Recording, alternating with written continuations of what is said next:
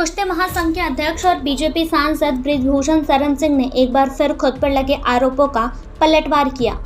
बृजभूषण सिंह ने कहा कि भगवान मुझसे कुछ बड़ा काम कराना चाहते हैं, इसीलिए मुझ पर यह आरोप लगा दिए गए। इतना ही नहीं, बीजेपी सांसद ने एक बार फिर दोहराया कि मेरे खिलाफ एक भी आरोप सिद्ध हुआ तो मैं फांसी पर लटक जाऊंगा। बृजभूषण शरण सिंह ने कहा, जब से मुझ पर आरोप लगे हैं मैं पूछ रहा हूं कि ये सब कब हुआ, कहां हुआ। हम अयोध्या से आते हैं जहां प्राण जाते हैं, वचन नहीं जाते। 4 महीने हो गए आरोप लगाए हुए।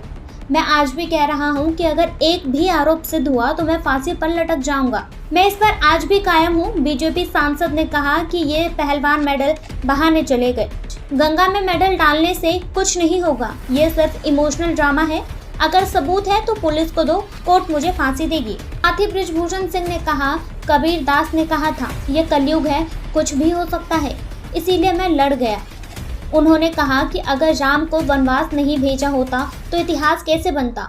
इसका श्रेय कैकेयी और मंथरा को देना चाहिए।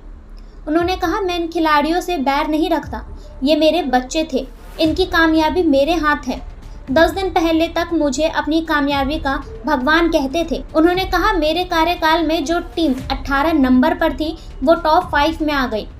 ओलंपिक के 7 मेडल में 5 कुश्ती में मेरे कार्यकाल में आए। अब मुझे कुछ बड़ा काम करना है, इसीलिए 5 तारीख को संतों का बड़ा कार्यक्रम है।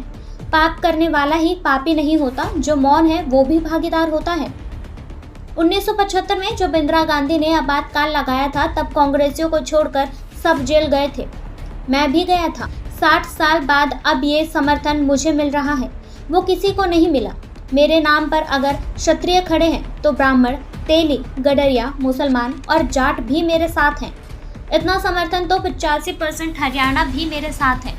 कोई ऐसा प्रांत नहीं जहां से मुझे समर्थन नहीं मिला। ऊपर वाला कोई काम लेने वाला है तो संत बताएगा।